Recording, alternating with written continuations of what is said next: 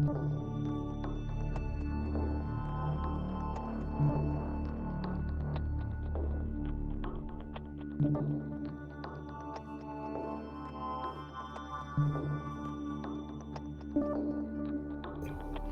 my gosh, I didn't wait at all. Welcome. This is Evan Says. This is my first endeavor in trying to do a wrestling episode all by myself. I know last episode I was talking about Hulk Hogan, remembering him. I'll still wear the OG shirt here. But there's a couple of things happening in wrestling right now that are big this week. On Tuesday, we had the premiere of WWE Unreal. That is basically they're taking you behind the scenes and they're pulling the curtain all the way back on professional wrestling, which I guess it's more sports entertainment now after this documentary. But I mean, it makes sense for why they did it. But a few things that stood out was I did like how they did not seem to rush anything. This seemed like a very well-paced 5-episode series. I'm in the middle, I think, of episode 3 right now. But they're taking you through the timeline of January. They're starting with the Raw debut on Netflix, and it looks like they're going to take it through WrestleMania and feature some superstars, not oversaturating every episode. Some superstars are not in every episode.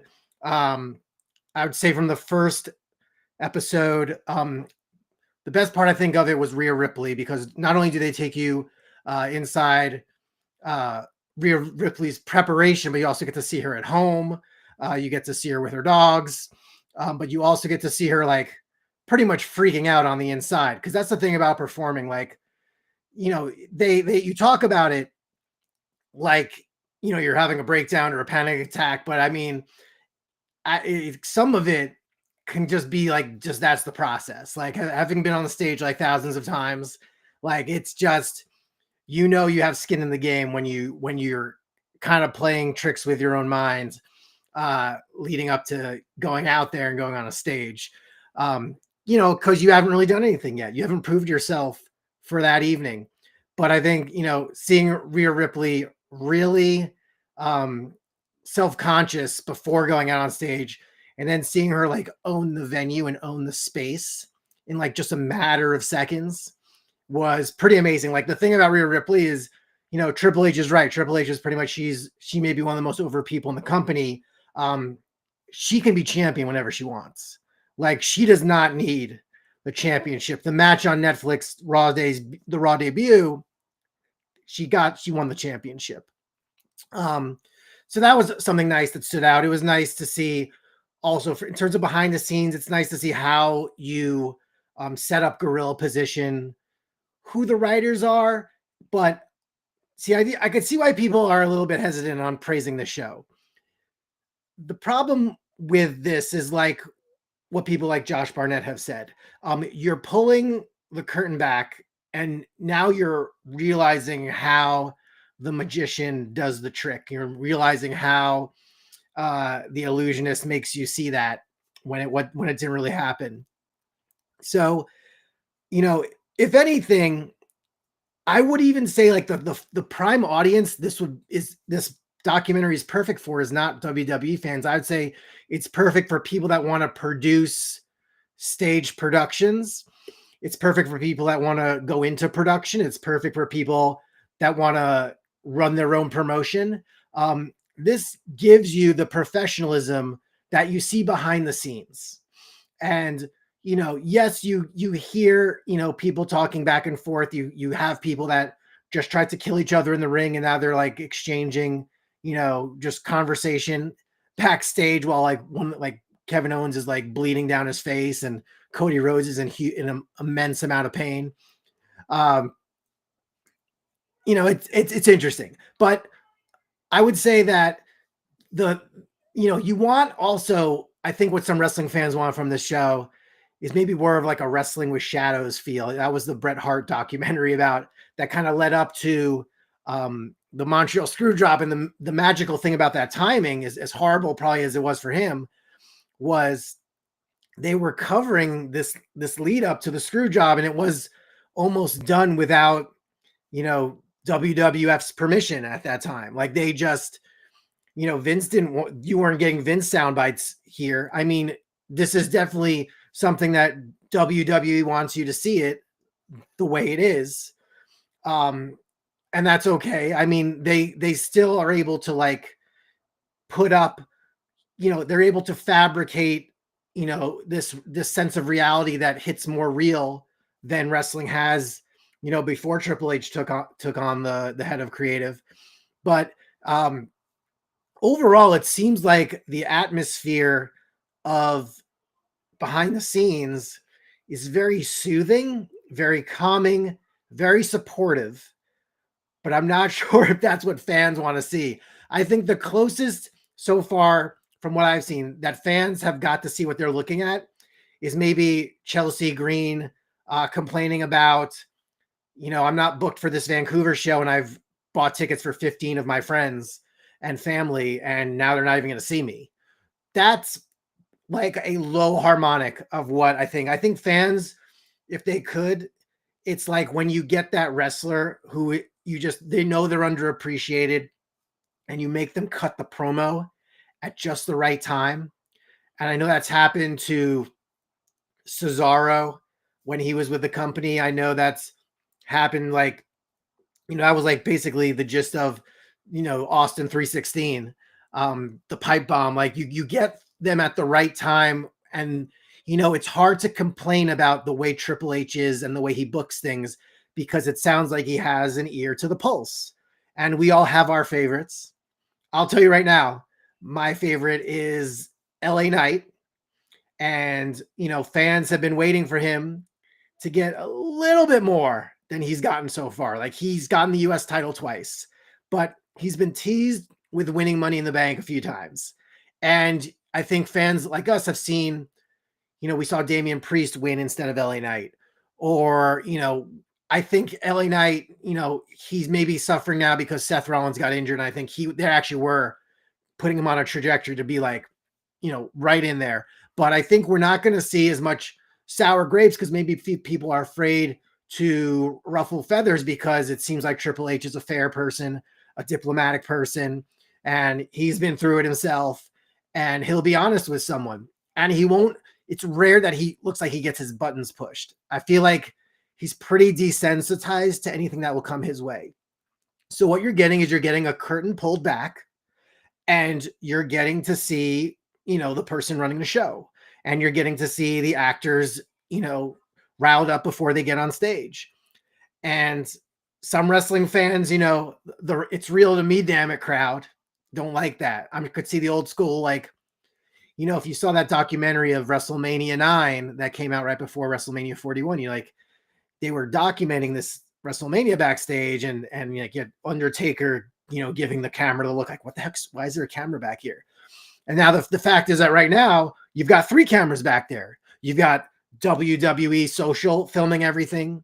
You've got the Netflix TV station filming something. You've got the iShow Speed showing up, and his crew will be filming something. So you're definitely playing more of a, like, let's just take advantage of the space and the audience we have at the time.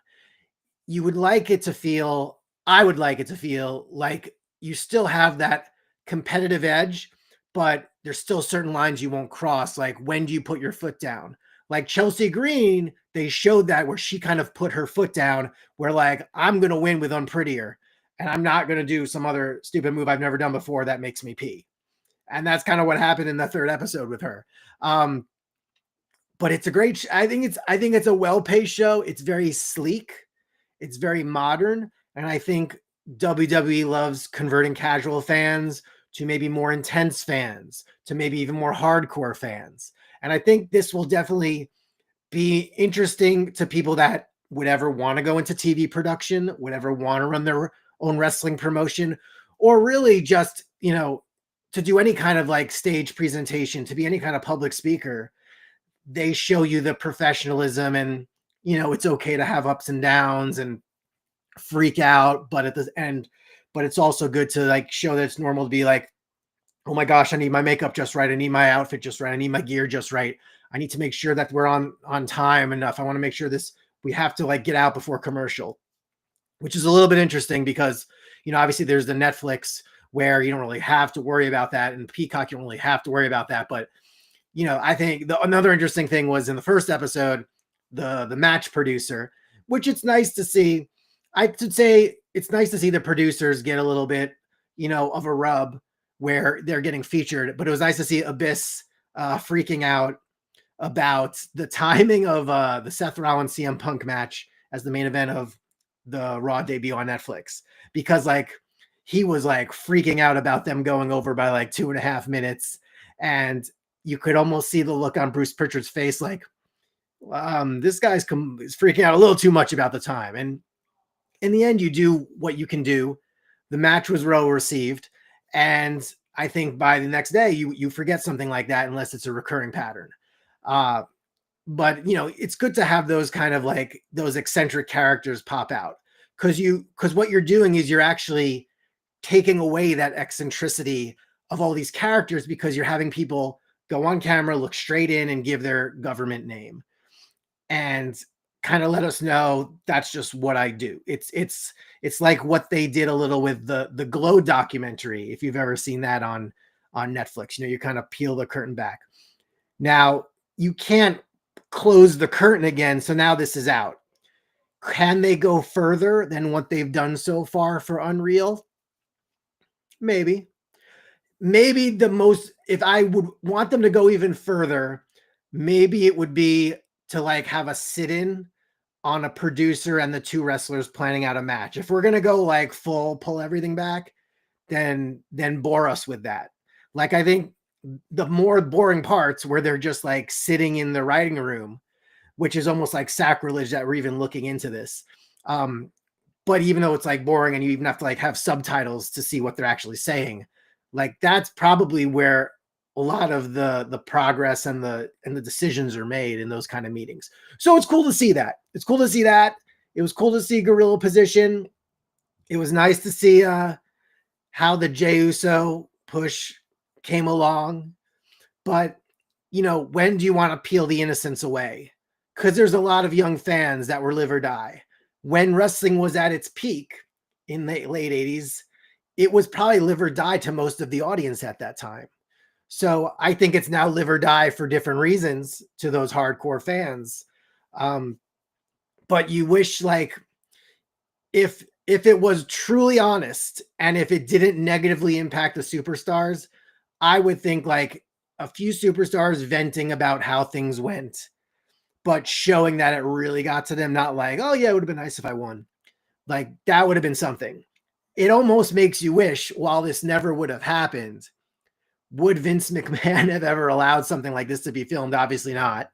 But could you imagine the same cameras backstage during a Vince McMahon Monday Night Raw, where Vince McMahon is telling Brian Gewirtz to rewrite this episode while we're about to go to air? So that would be like, because the stories are amazing. You want to hear about that stuff, because that's where like it's unpredictable. Like, imagine like the night after Hulk Hogan and The Rock at WrestleMania 18, and all of a sudden we're going back to red and yellow. Like, imagine those decisions. Imagine miking up those moments. So I'm sure AI could create that, but Unreal, it's a step forward for the popularity of WWE. Makes the shareholders like myself happy, gets more eyeballs. Nick Khan knows what he's doing. Triple H always is like a sentinel. He's always has his like surveillance. He's surveying everything. And they trust him. And it sounds like, he's like the dad to the operation. Really, if you've seen the Truman Show, he is Christoph. He is Christoph to this entire thing. And each wrestler that goes out there is a Jim Carrey. I'm going to tie it back to that. So check it out. It's on Netflix. And there we go. Switching gears. More wrestling.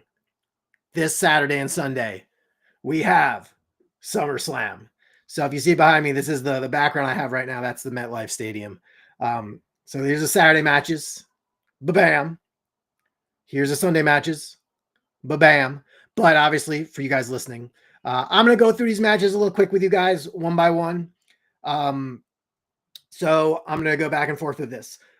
It looks like not everyone, obviously, even though it's the first 2-night SummerSlam, not everyone's getting on that's getting on. So here's the first thing we're going to say. We have women's tag team title match. Raquel Rodriguez and Roxanne Perez going up against Alexa Bliss and Charlotte Flair.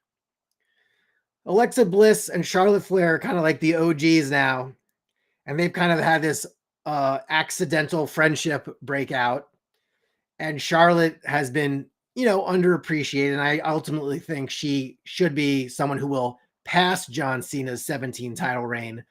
But to kind of get some momentum back for her, they're a tag team, and they're trying to get the titles from Raquel Rodriguez and Roxanne Perez, who has taken the place of Liz Morgan. And we're going to see, I mean, she's seamless. Roxanne Perez is a seamless worker, and Raquel Rodriguez is like a beast. So I could see this going either way. They're both all 4 women are good enough to be tag team champions after this match. What I think I would guess I would just default to say like that the Judgment Day girls are going to keep the titles. I think it's just to keep Alexa and Charlotte on your TVs, and maybe there'll be something coming up with them in a singles capacity, or eventually maybe they'll turn on each other. That's always fun. Nothing beats tag teams eventually turning on each other. All right, next match we have. This is not in the order. This is just how it's listed. So maybe, you know what? I'll start from the bottom. I'll go down to Sami Zayn versus Karrion Kross. It's great because it blurs the lines of reality and what's actually happening in the business. It would have been interesting to get some of them in Unreal if they haven't shown up there. So Sami Zayn is kind of like the ultimate underdog. I would say Sami Zayn is like the next Daniel Bryan. He's trying to kind of succeed in that role. But there's like so many underdogs, and there's so many people that you'd want to see be a champion. And I feel like they are kind of framing it like in the long run, eventually Sami Zayn will maybe be world heavyweight champion. Karrion Kross is someone who seems to be getting himself over with the audience.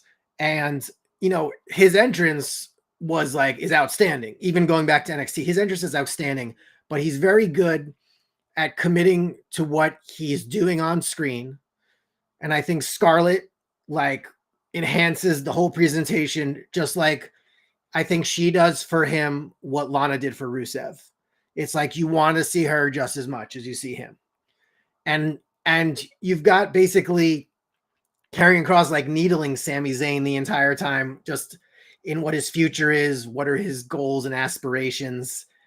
And I guess Sami Zayn could win it again. But again, is this just a dead period in the year for him, or will this lead to something more? Now, as for next match we have, I think it's the women's championship or world championship. I have to straighten those out. It just says Tiffany Stratton is the champion. She avoided Naomi's cash-in. Jade Cargill is the challenger. These are technically some of the more these people haven't been wrestling as much as most of the roster. So it's a fresh, it's like a fresh pairing. You just, usually you have a veteran that can carry things through. You want to see if Tiffany Stratton and Jade Cargill can kind of carry each other through. But they're both visually extremely impressive. These are standout talents that you would want to buy stock in, because there's only going to be a bigger platform and there's only going to be more visibility for these two. So the fact that they get to do this in MetLife Stadium for a championship, the future is now for both of them. All right. Next match we have for Saturday, Roman Reigns and Jey Uso versus Braun Breaker and Bronson Reed. You kind of wonder what would have happened if Seth Rollins didn't get hurt here. And then you kind of wonder what happened to LA Knight if they're going to use it. We'll see. Either way, this is a great tag team match. These 4 people are 4 huge stars that are ready to kind of just tear the roof off, tear the house down, put a roof on, blow it off. Braun Breaker and Bronson Reed with Paul Heyman, they're more engaging to me than Seth Rollins because like they're still on the climb and you kind of don't know where they're fully going yet. With Braun Breaker, you have kind of like half Randy Orton, a taste of Randy Orton in him. You got a taste of Brock Lesnar in him, and Bronson Reed, you just have, you have a little bit of like Yokozuna in him. You got a little bit of King Kong Bundy in him, but again, they're each their own unique talent. I think it's great that they're now getting positioned where they are because I could easily see them winning the match. I could easily see Braun Breaker being a world champion, by WrestleMania. I could see Bronson Reed, Bronson Reed just so impressive. The beautiful thing about Bronson Reed and the Tsunami is that he never like stays on the top rope and just like waits for the crowd. Like he steps up to step down. He steps up to splash. And that lack of waiting is almost makes it more impactful when you're watching him squash somebody. Cause man, he squashes people and it is beautiful to watch. So I'd say Braun and Bronson Reed just tear the house down. They're going to be so light years ahead. Who knows how much more Seth Rollins you would want with them around. Like they could kick out Seth Rollins for all they know. Okay. Couple more matches. Saturday. This is celebrities coming in, doing their own thing. Again, you're going to have like 3 different cameras backstage for this. You're going to have the WWE cameras.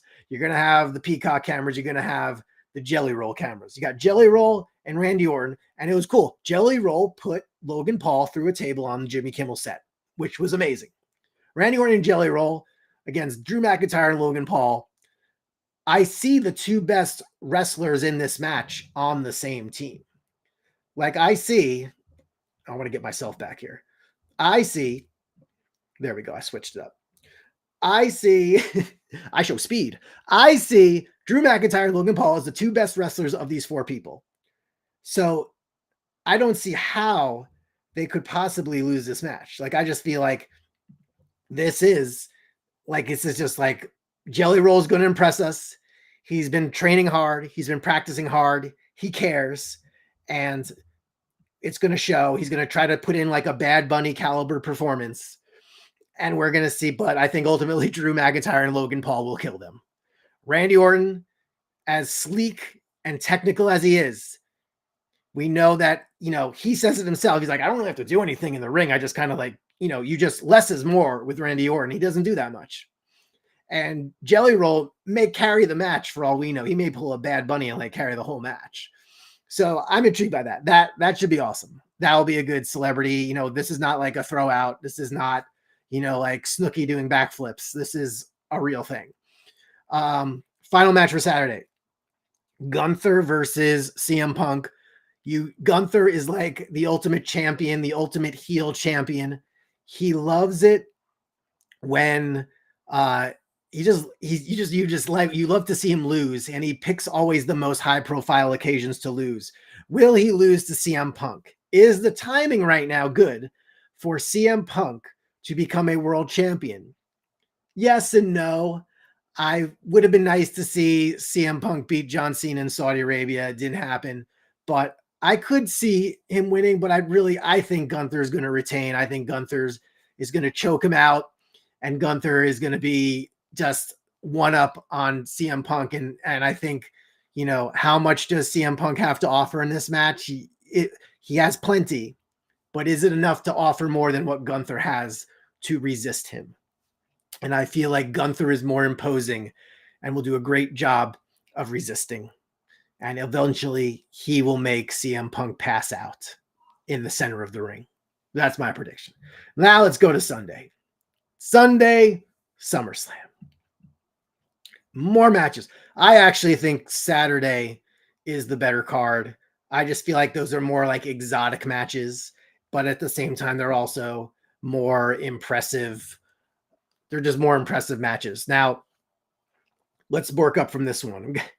We have Dominic Mysterio versus AJ Styles. Dominic Mysterio is still the IC champion, Intercontinental champion from WrestleMania. And AJ Styles, we talk about John Cena's retirement tour. We don't know how much longer AJ Styles wants to do this. And maybe AJ Styles has one more title run in him.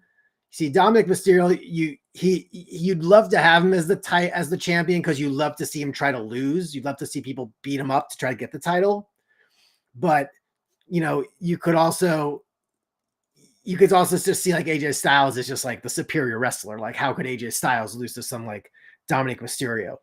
Now, funny fact, if you go on social media on Instagram, someone designs like these retro posters for these matches, and they have like 24-year-old AJ Styles going up against like 8-year-old on TV Dominic Mysterio. It's very funny, and definitely check it out.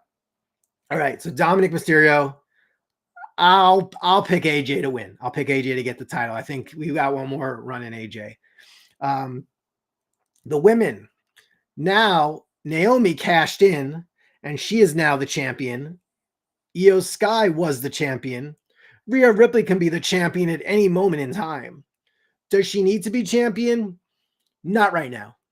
I'd say Naomi will defend and win this triple threat match. Rhea Ripley is Teflon. You can't do anything to her. She's moreover than like, except maybe like 2 people in the company, she's like probably number 3. I'd say behind Cody Rhodes and CM Punk, Rhea Ripley is right up there.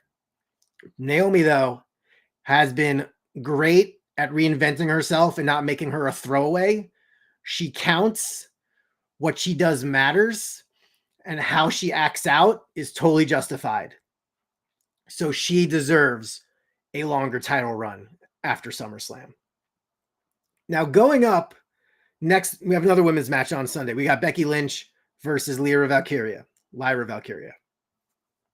Becky Lynch can be a champion at any time she wants, but it seems like she is trying to elevate Lyra in this rivalry, and they have a personal history. Makes sense. I don't personally feel this rivalry. I get Lyra Valkyria was very successful in NXT. Still not feeling her yet. I still want to know what it is that motivates her, rather than just being a newer person on the roster that won a title and wants to prove herself. If it means adding a little gimmick to her, add a little gimmick to her. But I want to care about her more. Becky Lynch can do no wrong. She knows what she's doing. Ideally, what I would like to see for Becky Lynch is I would have liked her to step in for Seth Rollins in the Paul Heyman faction.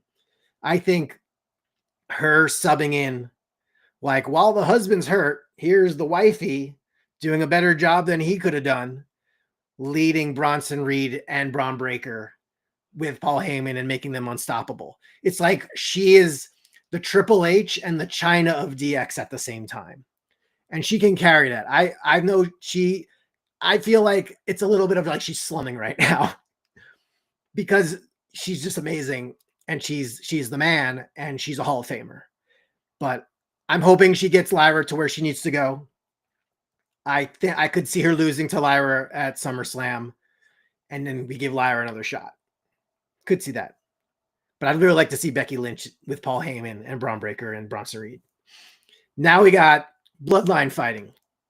Solo Sikoa, U.S. champ, against Jacob Fatu. And I'm guessing this is going to be a lot of Bloodline, people on the outside running in, fighting each other. Going to be insane. I could see Jacob Fatu. I mean, the crowd loves Jacob Fatu. Now, we could love him more if he's chasing, or do we want to see him crowned? Again, he's a kind of unwieldy personality that you don't need a title. He's always going to be just a crazy person that you want to see. Unstable. He looks insane. He looks like he just escaped from somewhere. It looks like he got out of the straitjacket, and you just see him do amazing things in the ring. And that's what we want.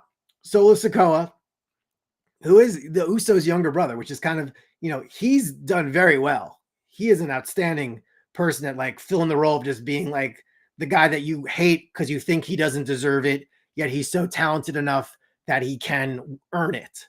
And that's the great thing. So I guess I could see Solo still retaining. I could see him retaining. Jacob, he could, nothing wrong with him winning, but I could see him retaining. So now here's the big main event. This is the main event of all of SummerSlam. we have John Cena defending his title against Cody Rhodes. Is this the time where the championship will return to Cody Rhodes? I think John Cena started his retirement run with maybe 30 something dates. And now I think we're down to like less than 15, I feel. May even be less than 10, because I think the countdown ends in December in Boston in December.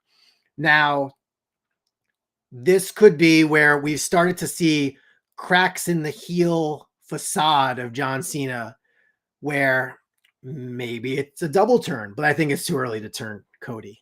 We'll probably, I feel I would love to boo Cody, because a guy that shows up looking very spiffy and can talk with a certain cadence where you're kind of like, he's talking too slow, or he's talking too deliberately, would make a great heel. I just feel like he's a great, I know he's like Mr. America right now, but would make a great heel. I don't think it's happening at SummerSlam, but I do think that Cody Rhodes will get the title back from John Cena, because I feel like now we're going to lean back into John Cena returning to more of the greatest hits and smiling a little bit more, appreciating it a little bit more.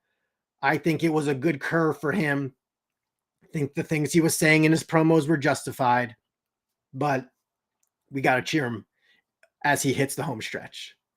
So we'll see. Again, that's the beauty of doing this Evan Says stuff. I'm one person's opinion. And but man, that SummerSlam looks great.